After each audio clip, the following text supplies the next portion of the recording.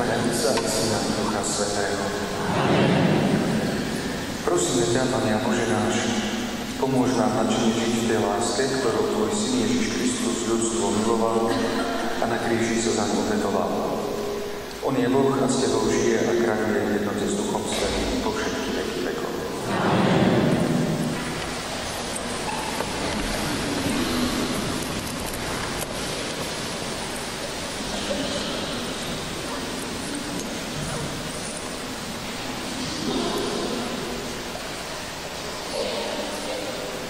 Drahí bratia a sestry, tak je to už posledný krát, čo sa stretáme pri rozjímaní o ľudských citoch z pohľadu Kristovho kríža. A takéto dnešné zamyslenie je v podstate vrcholom našich uvažovaní a jeho predmetom alebo obsahom bude cit ľútosti, ktorý potom vrcholí odpustení. Keď sa zamýšľame nad ľútosťou, môžeme mať na mysli rozmanité formy citu ľútosti. Pretože človek môže napríklad ľutovať seba samého. Vtedy to ťažisko je tak trochu egocentricky postavené v nás samých. Môžeme ľutovať svoje vlastné hriechy. Nie je to celkom to isté ako ľútosť seba samého. Vtedy ľutujeme to, čo sme vykonali, čo sa stalo zlé. Môžeme ľutovať druhých ľudí, ktorí sú okolo nás. A vtedy je to veľmi pekný a ušľachtilý cit. A dokonca, a to je zaujímavé, môžeme ľutovať aj Pána Boha. To znie možno zvláštne, ale možno to poznáte z rozprávania alebo aj z vlastnej skúsenosti sa to stáva niekedy pri sviatosti zmierenia, častejšie u detí, ale niekedy aj u dospelých ľudí, keď či už z toho dôvodu, že dlhšie neboli na svetu spomeť, alebo jednoducho ten stres a napätie, ktoré sú vtedy prítomné, tak spôsobí to, že keď človek mal povedať ľútosť, Bože môj, celým srdcom ťa milujem, tak to niekedy popletia a povie, Bože môj, celým srdcom ťa ľutujem a preto veľmi milujem. A ani sa nezamýšľame na tom, že akú veľkú pravdu v podstate vtedy povieme, pretože hovoríme, Bože môj, celým srdcom ťa ľutujem, čiže naozaj nám je ľúto, že Pán Boh kvôli nám a kvôli našej zlobe trpí. A my ho preto ľutujeme a na základe toho potom prichádza naša láska, že ho milujeme. Ale my sa pri tom dnešnom zamyslení budeme viac pozastavovať pri ľútosti, ktorá je nasmerovaná voči druhým ľuďom. Pri ľútosti, ktorú cítime, keď vidíme niekoho okolo nás, ktorý sa trápi, alebo ktorý trpí, alebo nesie nejaký svoj kríž. Budeme sa zamýšľať nad schopnosťou cítiť vo svojom srdci ľútosť. Čo sa to stáva, keď si človek povie, je mi ľúto, že niekto sa trápi, že niekto má ťažký kríž. Zoberme si ako príklad podobenstvo zo Svätého písma z Evanjelia Svätého Lukáša. Ako sme to už spomínali viackrát, Lukáš, evanjelista ako lekár, svojím pôvodným povolaním bol človek veľmi citlivý, veľmi vnímavý. A práve v jeho evanjeliu sa nachádza veľa udalostí a podobenstiev, ktoré hovoria o milosrdenstve, ľudskom aj Božom. A preto práve v jeho evanjeliu nachádzame miesta, kde vieme prečítať o ľútosti voči tým druhým. Zoberme si podobenstvo o milosrdnom Samaritánovi. Tam sa vyskytuje človek, ktorý trpel, ktorý bol zranený. A teraz okolo neho prichádza najprv kňaz a ide preč, odchádza bez povšimnutia. Potom ide levita, tiež to s ním nič neurobí, odchádza preč, bez povšimnutia. A tak potom prichádza Samaritán. A to evanjelium veľmi konkrétne a krásne spomína tam tú jednoduchú vetu, ktorá nám veľmi veľa hovorí. V evanjeliu napísané, prišlo mu ho ľúto, alebo bolo mu ho ľúto. To znamená, že ten Samaritán preto milosrdný, pretože s jeho srdcom to jednoducho pracovalo. Keď videl nejaké trápenia, nejakú bolesť v jeho blízkosti, zmohlo to jeho srdce a prišlo mu ľúto a nie len to, že rozpoznal teda v sebe ten cit ľútosti, ale na základe toho citu ľútosti potom aj konal, postaral sa o toho trpiaceho človeka. Toto podobenstvo nám môže slúžiť na zamyslenie k tomu, že prečo dnes niektorí ľudia dokážu a niektorí ľudia nedokážu v sebe cítiť ten ušľachtilý cit ľútosti. Ako je napríklad možné, že niekde v rodinách dokážu sledovať televíziu, rôzne akčné filmy, kde sa ľudia striedajú, zabíjajú, kde sa ľudia triznia a nič to neurobí so srdcom tých ľudí. Bez povšimnutia dokážu sledovať takéto filmy ďalej dokonca, možno potom aj ďalšie.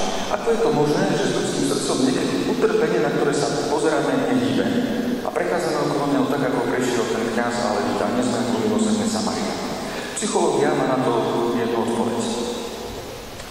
Takisto som to už tu nás spomínal a psychológovia sa zhodujú dnes, že moderným nešťastím dnešného ľudstva je problém narcizmu. Narcizmus znamená, že človek je zamilovaný do seba. A toto pomenovanie pochádza z gréckej mytológie, ktorá hovorí o nejakom mladíkovi, ktorý bol veľmi pekný a raz, keď sa išiel napiť do jazierka, tak na hladine jazera uvidel svoju vlastnú tvár. A sa do nej nesmierne zamiloval. Až tak sa do nej zamiloval, že z toho zamilovania zomrel. A túto legendu, alebo grécku báj, si zobrali psychológovia a na základe toho pomenovali problematiku zamilovania sa do seba samého alebo silného egocentrizmu ako narcizmus. Človek, ktorý sa zahľadil do seba, sa zamiloval do seba. A jednou zo základných charakteristík narcizmu je necitlivé srdce alebo chladné srdce. Ľudia, ktorí sú narcistickí, ktorí príliš milujú seba samého viac ako tých druhých ľudí, majú srdce, ktoré nedokáže cítiť, alebo srdce, ktorému nepríde ľúto. V podstate aj to slovo narcizmus má etymologicky, teda koreňom slova, veľmi blízko ku slovu napríklad narkóza alebo narkotiku. Narkóza sa v zdravotníctve používa preto, aby človek znecitlivil, aby necítil svoju bolesť, aby bol necitlivý. Podobne aj narkotika alebo drogy ľudia začnú vo väčšine užívať preto, aby sa znecitlivili, pretože majú ťažkosti, majú problémy, trápia sa, nechcú cítiť tú bolesť, tak užívajú narkotika. Teda aj ten spoločný koreň slova nám chce povedať, že narcizmus je v podstate o tom, že človek je necitlivý, má necitlivé srdce.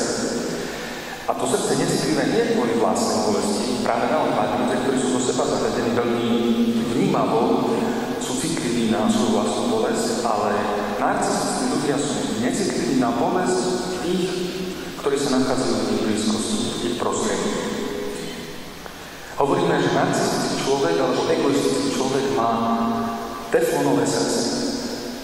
Mamičky, ktoré v kuchyni varíte, tak dobre viete, na čo sa používa teflon. Keď máte teflonovú panvicu, tak ona je výhodná kvôli tomu, že sa na ňu nič neprilepí. Vtedy je to dobré. Ale teflonové srdce je srdce, na ktoré sa nič neprilepí. Predovšetkým sa na to srdce neprilepí bolesť. A preto to srdce je necitlivé. Narcistický človek má teflonové srdce. Keď je v jeho prítomnosti bolesť, nič to s ním nerobí, nepracuje to s ním, nezmôže ho to. O ňom neplatí tá veta, ktorá bola v Evangeliu, prišlo mu ľúto. Nedokáže precítiť tento ušľachtilý cít ľútosti. Narcizmus vzniká mnohokrát z nedostatku lásky v rodinách, kde dieťa nedostáva dostatočný rozmer tej úprimnej, ušľachtilej lásky, ktorá je založená na obetavosti, a potom v sebe cíti vákuum, prázdnotu, nedokáže si prázdno žiť a tak hľadá nejaký iný spôsob, ako si naplniť svoje srdce. A jedným z tých riešení je, že si svoje srdce naplní túžbou po obdive. A tak z dieťaťa potom môže vyrastať narcistický človek, ktorý má chladné srdce. Nedokáže mu byť ľúto. Môžeme sa znova vrátiť k prípadu apoštola Petra a apoštola Judáša. A v týchto dvoch postavách taktiež vidíme, že obidvaja sa síce dopustili chyby a zrádili voči Ježišovi Kristovi, ale Peter mal mäkké srdce. Peter, keď vedel utrpenie Ježiša Krista, keď si uvedomil, čo všetko sa stalo, tam takisto mohol platiť to, čo v Evangeliu sa píše, plnou Bohu ľudu, takisto ako v podobenstve z Lukášovho Evangelia o marnotratnom synovi, kde ten otec, keď sa vracia mladší syn, ktorý zhrešil, a teda jeho duša bola doranená, fyzicky nebol doranená, jeho duša bola zranená, trpel vnútorne, a ten jeho otec, keď stal vonku, vyzeral znova tam v Evangeliu, píše, prišlo mu ho ľúto. Nemohol potom ináč robiť, aby vyšiel k nemu, objavol a prijal do svojho doma. Aj ten otec, mohli by sme ho nazvať skôr marnotratný otec, ako keby márnil svoju lásku, ale vedel dobre, prečo to robil, lebo mal veľmi citlivé a veľmi mäkké srdce. Takisto Peter apoštol mal veľmi mäkké srdce a preto dokázal milovať, dokázal mať rád. Prišlo mu ľúto toho všetko, čo sa stalo. Judáš nie. Judáš bol cynický, bol chladnokrvný. Tam bolo to teflonové srdce, ktoré nedokázalo zmeknúť, ani keď sa stali všetky tieto udalosti utrpenia Ježiša Krista. Teda ľútosť je citom, ktorý dokážeme mať v srdci, ktoré je mäkké, ktoré je z mesa. A nie v srdci, ktoré je studené, chladné a kamenné. A práve tá ľútosť, teda mäkké srdce, je predpokladom citu odpustenia. A nám sa to teraz tak všetko zbieha v tom postnom uvažovaní, pretože nám sa postné obdobie je práve o tom, aby sme dokázali pristúpiť k tak hlbokému citu, aby sme dokázali odpúšťať. Veľmi dobre vieme, že ako dnes v tomto svete je potrebné nevyhnutné odpustenie. Odpustenie z našej strany. Znova, nebudeme sa tu na teraz zamýšľať nad odpustením Božím. To Božie odpustenie, to je samozrejmá vec. Ako Pán Boh nám nesmierne rád odpúšťa. Ak sa tak nestane, je to len problém človeka. Je to len náš problém, že nechávame Pána Boha nezamestnaného, pretože ho neprosíme o odpustenie. Božie odpustenie ale je už dopredu nás vyjadrený, Ježiš Kristus sa za nás obetoval. Toto problém nie je. Problém, čo je odpustenie naše ľudské. To znamená vedieť odpustiť druhým ľuďom, ktorí sa voči nám previnili. Práve to ľudské odpustenie mnohokrát predpokladom aj toho Božieho odpustenia. Odpoznám naše dni, ako im odpúšťame svojim vinníkom. A to odpustenie ľudské, naše, medzi nami navzájom, vieme, že je veľmi nevyhnutné, pretože v tejto dobe, pretože keď vidíme, aké sú rodiny mnohokrát rozbité a koľko ťažkosti, problémov, nedostatkov tej citovej rodine v rodinách sa vyskytuje, tak vidíme, koľko je zranených ľudí.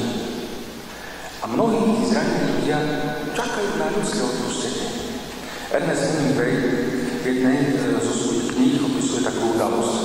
Sa to stalo v Španielsku, v Madride.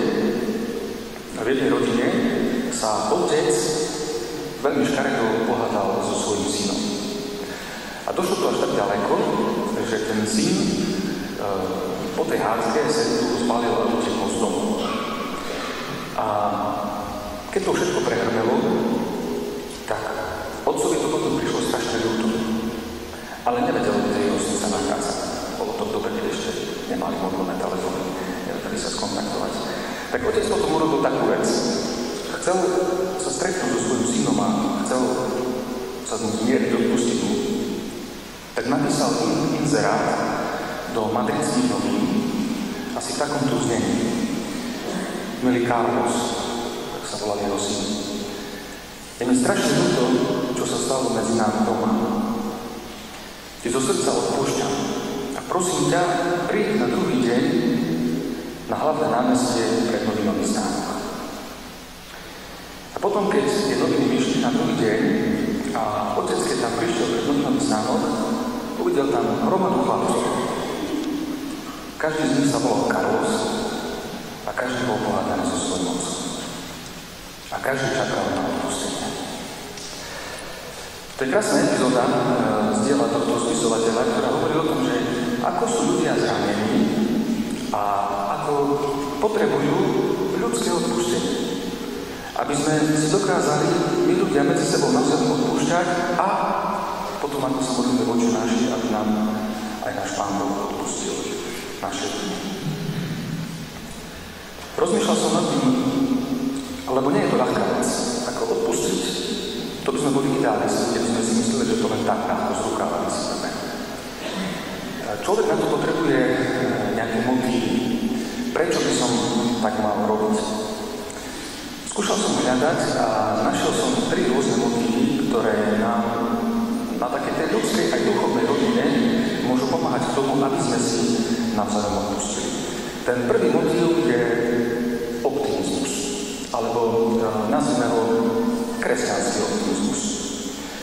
Mnohokrát sme ako veriaci ľudia tak dosť hlboko pesimisticky zameraní, možno taký pochúrny a smutný, ale práve naopak obdobie, ktoré môže byť svojím spôsobom pochmúrne, ale nám chce priniesť optimizmus do nášho života, ktorý máme potom zdrojom alebo motivom preto, aby sme si vedeli aj navzájom odpúšťať. Boh je nekonečný optimista. To, že poslal svojho syna na tento svet, ktorý dokáže byť veľmi zlý, znamená, že Boh je nekonečný optimista a nás učí tomuto optimizmu. A čo znamená ten optimizmus ako motív vzájomného odpustenia? Pavol Strauss, náš slovenský spisovateľ a lekár, v jednom zo svojich diel píše takúto vetu. Ako nie takej zlej knihy, aby sa v nej niečo múdre nedalo vyčítať, nie ani takého prázdneho života, aby sa v ňom nenašlo aspoň niečo dobré. A keď už nič, tak aspoň kúsok utrpenia. To je nádherné vyjadrenie kresťanského optimizmu. Sme mnohokrát zameraní na negatívne a zlé veci v našom prostredí alebo na druhých ľuďoch. A on nám hovorí, tento spisovateľ, to je v podstate kresťanské evanjeliové. Nie je na svete takého zlého človeka, aby v ňom nebolo aspoň trochu dobrá. Nie je na svete takého zlého človeka. A keby sme už ani nič nevedeli nájsť dobré, tak určite je v ňom aspoň trochu utrpenia. My si povedali v prvom zamyslení, že bolesť je najistejší ľudský cit, to znamená, každý človek trpí. Každý má nejakú bolesť. A keby sme už ani nič nevedeli nájsť dobre na tom človeku, nájdeme tam aspoň trochu tej bolesti a tá sa môže stať v našom prípade motívom ľútosti a následne potom odpustenia voči takémuto človeku. Teda nemôžeme mať také čierno-biele videnie a vidieť nejakého človeka len v čiernych farbách. To by nám mohlo slúžiť ako také falošné ospravedlnenie nášho neodpustenia. Ale určite v rámci toho kresťanského optimizmu dokážeme nájsť aspoň kúsoček dobra. Lebo nie je tak ako nie takého dobrého človeka, aby sme nebolo aspoň kúsok zvlášť. Lebo nikto nie je ani na tomto svete. Tak nie ani takého zlého, aby sa mi nenašlo aspoň kúsok dobra. Aleksandr Solženicyn, zase ruský spisovateľ, hovorí, že hranica medzi dobrom a zlom na tomto svete neprechádza pomedzi štát. Ako sme povedali, že tento štát je dobrý, ale tento štát je zlý. Hranica medzi dobrom a zlom neprechádza pomedzi národy. Neprechádza pomedzi politické strany. Tá hranica medzi dobrom a zlom neprechádza ani pomedzi ľudí. Ale hranica medzi dobrom a zlom prechádza priamo cez ľudské srdcia. Pretože v každom srdci sa nachádzajú aj dobré veci, aj zlé veci. Keby sme videli svet len čierno-bielo, bolo by to nezrelé videnie. Bolo by to rozprávkový svet. Detské rozprávky sú tak formulované, tak postavené, aby mali len čierne alebo len biele charaktery. Ale to preto, lebo deti sú ešte nezrelé a potrebujú takéto jednoduché vnímanie reality. Ale v dospelosti vieme, že nie je takého zlého človeka, aby nebolo v ňom aspoň kúsok dobra. Ako ani nie je takého dobra, takého dobrého človeka, aby v ňom nebolo aspoň kúsok zla. A to je pre nás motív, alebo jeden z motivov, prečo môžeme v sebe cítiť ľútosť voči druhým ľuďom, ktorí sa k nám nejakým spôsobom previnili a z tohoto dôvodu ich potom odpúšťať. Tak ako pokazané hodiny, ktoré nejdú, prestali ísť, dvakrát do dňa ukazujú správny čas. Keď hodiny stoja, tak sú dva momenty počas 24 hodín dňa, keď tie hodiny Tak aj pokazený človek, možno aspoň dvakrát do dňa má nejaké momenty, kedy dokáže byť dobrý. A my môžeme práve to využiť na to, aby sme sa motivovali tým kresťanským optimizmom, aby sme našli dôvod lásky, ľútosti a odpustenia takémuto človeku. Okrem toho kresťanského optimizmu potom existuje ešte motív slobody. Prečo odpúšťať? Lebo dokázať odpustiť znamená byť slobodný. Nedokázať odpustiť znamená ostať uväznený. Obráťme sa znova k Evangeliu. Jedno z postých Evangelií hovorí o hriešnici, cudzoložnici, ktorú privedli k Ježišovi a chceli ju kameňovať. Tak dobre poznáme ten známy úryvok Evangelia, ktorý čítame v pôste. A vieme, ako to skončilo. A keď privedli tú cudzoložnicu k Ježišovi, tak vtedy Ježiš začal niečo písať do piesku. Už tam, v tejto jeho činnosti alebo aktivite, sa črtá náznak slobody. Niektorí biblisti hovoria, že sa môžeme zamýšľať nad tým, čo asi Ježiš písal do piesku.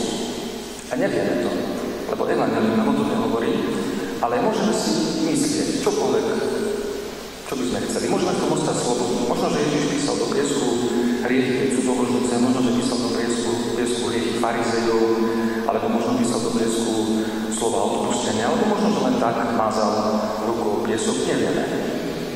Možno sa dozvieme, keď raz budeme vo večnosti. Ale môžeme v tejto veci byť úplne slobodní. Môžeme si myslieť, čo chceme.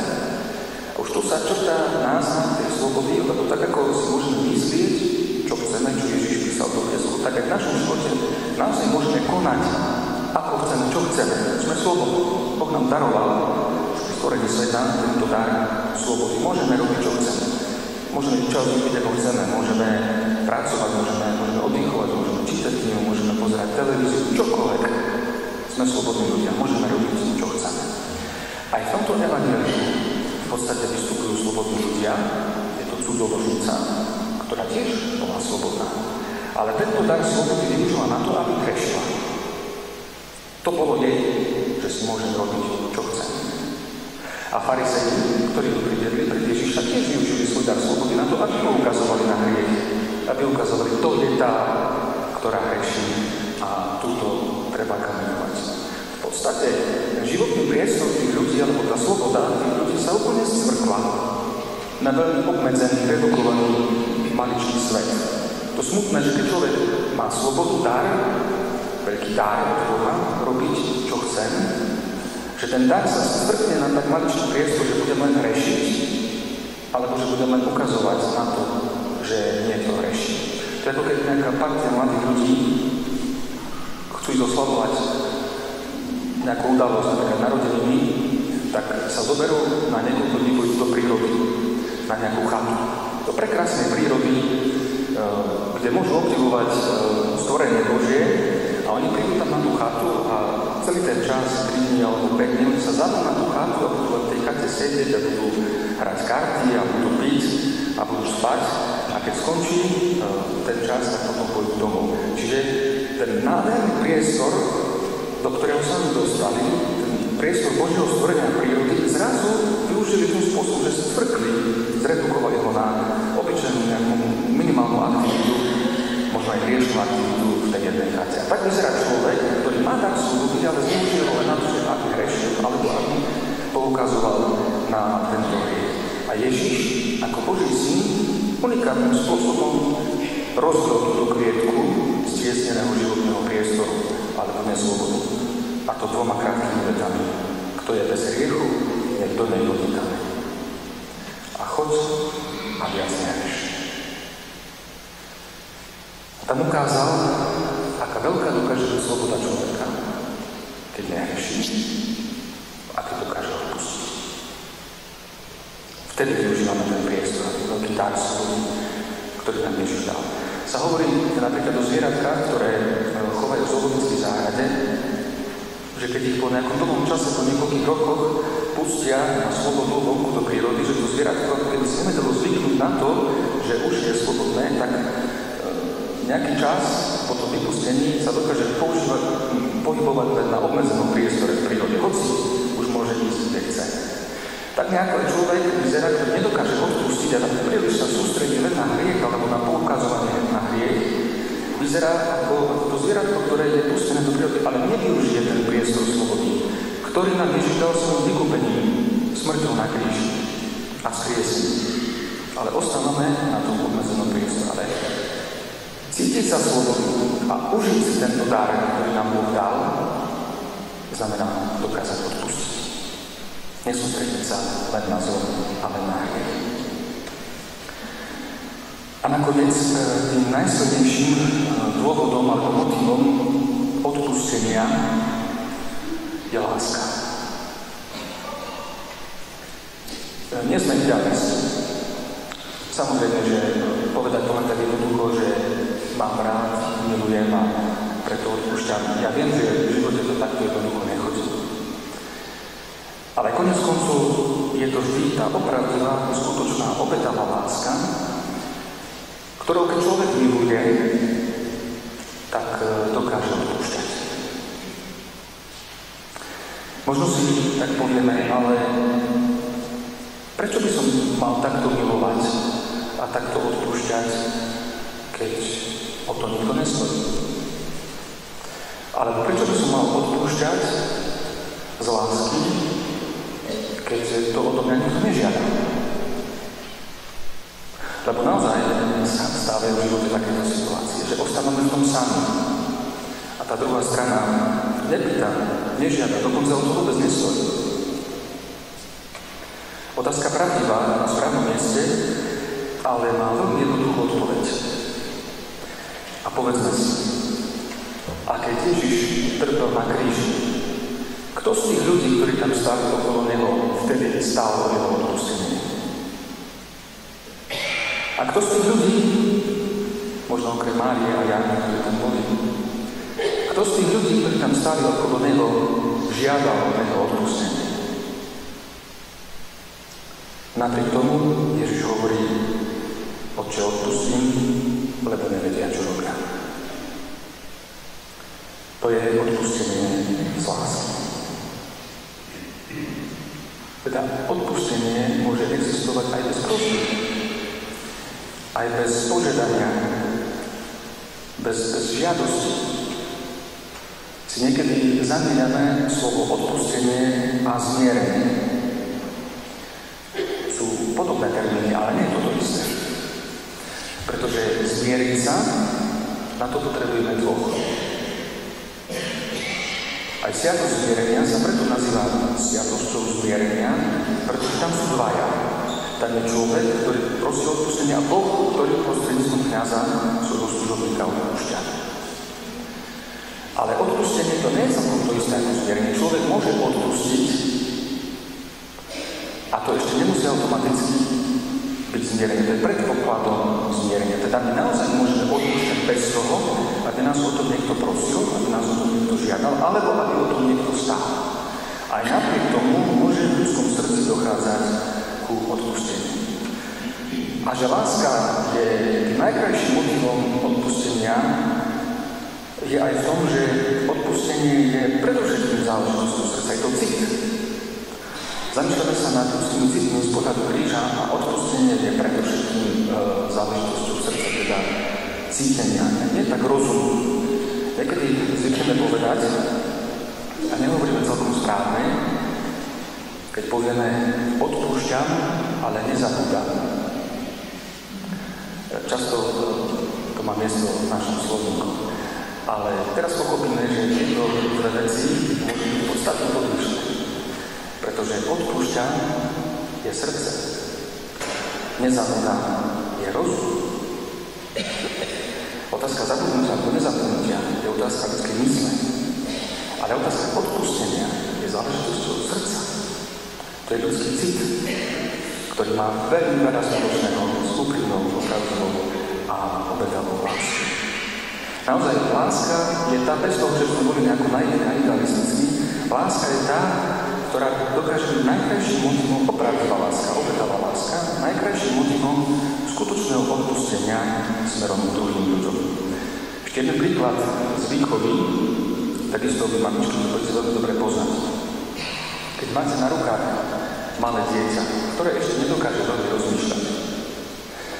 A to malé dieťa môže mať niekedy takú chvíľu, že neuvedomuje si, čo robí, možno, že je podráždenejšie alebo nervóznejšie, môže so svojimi ručičkami začať udierať, byť svoju mamu. Stáva sa to niečo.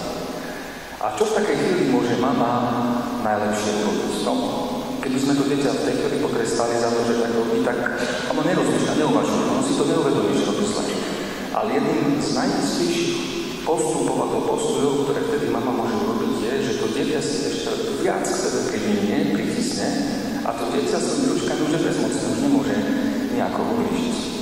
To je nádherný postoj milujúcej matky, ktorá to dieťa, ktoré si rozhovoru to nevie dať dokopy, ubližuje, ale práve to láskou, to znamená tým väčším, silnejším objatím toho dieťaťa, zabráni tomu, aby to dieťa ubližovalo. To je odpoveď lásky na zlo, ktoré sa môže konať. Presne tak to robí Boh. Keď mu my ubližujeme, on posiela svojho syna z lásky k nám, ktorý sa za nás obetuje a ktorý prináša vykúpenie na tento svet. A celé to zakončíme ešte hlbokým vzťahom medzi citom odpustenia a utrpenia. Pretože zamýšľame sa na ľudským cyklu z pohľadu kríža. Ako odpustenie súvisí s utrpením? No veľmi jednoducho. Pretože ono, keď človek odpúšťa, tak to bolí. Práve preto je to vec, ktorá je vznešená. Je to cit, ktorý je veľmi šľachetný. Pretože keď niekomu chceme odpustiť, tak to človeka, čo si stojí, to bolí. A preto odpustenie svojím spôsobom je aj utrpenie.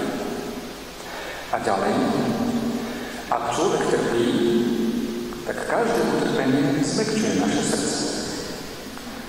To je ako keď sa zlato dá v peci. Keď človek prežíva nejakú bolesť, tak jeho srdce sa stáva citlivejším a preto, keď máme srdce citlivejšie a vnímavejšie, tak nás to privádza k ľútosti, čiže nám je ľúto a potom následne aj k odpusteniu. A v tom je prekrásny súvis toho citu odpustenia s bolesťou a s utrpením. Aby sme to ešte lepšie pochopili, tak zakončím jednou modlitbou. Tá modlitba sa našla v jednom koncentračnom tábore v Nemecku, v ktorom boli väznené a týrané aj zabíjané deti. Jedna spisovateľka potom po skončení druhej svetovej vojny sa vybrala do tohto koncentračného tábora a našla tam v odeve zašitý kúsok papiera, na ktorom bola napísaná táto modlitba. Tá modlitba hovorí o hlbokom súvise medzi postojom odpustenia a utrpením človeka. Ako dokáže utrpenie zušľachtovať srdce, aby bolo ochotné odpúšťať druhým ľuďom. Môžeme si spomenúť na rôzne situácie v našom živote, kedy sme to pocitovali ako veľkú ťažkosť alebo problém vedieť druhým ľuďom odpustiť. Nik z nás určite sa nenachádzal v tak ťažkej situácii ako tí deti, ktoré trpeli v koncentračnom tábore. Na tom listku bolo napísané toto. Pane, pamätaj nielen na ľudí dobrej vôle, ale aj na tých, ktorí nám robili zle. Ale nespomínaj si na všetko to utrpenie, ktoré na nás vykonali. Namiesto toho pamätaj na to ovocie, ktoré sme priniesli práve kvôli tomuto trápeniu. Na naše priateľstvo, naše spolucítenie navzájom, našu ľudskosť, našu odvahu, našu veľkodušnosť, na veľkosť nášho srdca, ktoré vyrástlo práve z tejto bolesti. A keď naši učitelia prídu pred tvoju tvár, aby si ich súdil, nech toto ovocie, ktoré sme im priniesli, stane sa odpustením.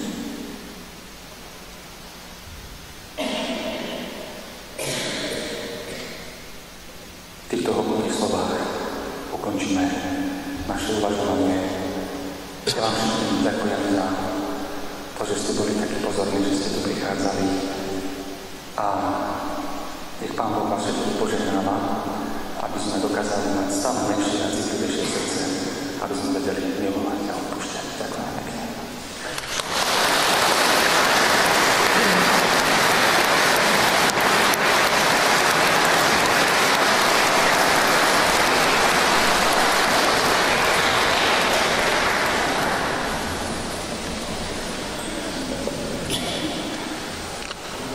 Pán Doktor, takže ako skoro prešli tie 5 týždne, keď ste tu prichádzal, a ste nám ponúkal tak jedinečný nádherný psychologický pohľad na ľudskú bolesť a ľudské utrpenie. Je to z veľkých mystérií ľudského života. Ako prijať, ako dať zmysel každej bolesti, každému ľudskému utrpeniu. Spomínal ste teraz deti v koncentračnom tábore. A som pred rokmi bol spovedaný psychiatrii a nechal som v autobe detskou klinikou. A vždy si to pamätám, večer okolo 9:00 z okien sa ozýval obrovský chorál pláču. To bol pláč bolesti. Fyzické, možno zo samoty. Ale tak som si povedal, možno zajtra už pre tieto deti to bude lepšie. Ak tí lekári ho pekne nastavia na tú liečbu, to dieťa sa vráti späť tej kráse života. Myslím, že aj pre nás tento post spoločne s vami bol pokusom o také nastavenie, ako prežívať cit bolesti, cit ľudského utrpenia a dať mu skutočný zmysel. Ježišove slova sú nádherné, kto chce ísť za mnou, nech zaprie sa na seba, vezme svoj každý ten kríž a nech ma nasleduje. Ako ťažko je prijať tieto Ježišove slova. Všetci to cítime. Ale nech Pán Ježiš hovorí, poďte ku mne všetci, ktorí sa namáte, ste preťažení, zranení, napojení bolesťou, utrpením. Ja vás posilním. A myslím, že toto je krása aj týchto vašich slov. Dať ľudskej bolesti, ľudskému utrpeniu skutočný zmysel. Jaroslav Seifert, český básnik, nositeľ Nobelovej ceny, má jednu nádhernú úvahu o ľudskej bolesti. Za chvíľu, pán doktor, príjmete tieto ružové patrície. Sú nádherné, je ich 5. Ale koľko tam je trenia. A Seifert hovorí, nepozeraj, nedotýkaj sa trenia ľudského života. Pozeraj tú krásu týchto ruží, krásu života, ktorú ti ponúka Boh. A toto je, myslím, že to jedinečné, pôstne, čo sme s vami prežili. Nechceme pozerať na tie trnie, na tú krásu týchto kvetov. Nech toto nás sprevádza v tých nasledujúcich pôstnych dňoch. Tak ako vy ste nám popriali požehnaný post jeho ukončení, tak aj my vám prajeme požehnané kroky vášho života, požehnané vaše slova, aby aj vy ste sa veľmi nedotýkali týchto treniov, nepočítali ich, a vždy ste videli tú krásu Boha a tam je riešenie každej ľudskej bolesti, každého ľudského sklamania. Čo krajšie môžeme povedať? Pán Boh zaplať.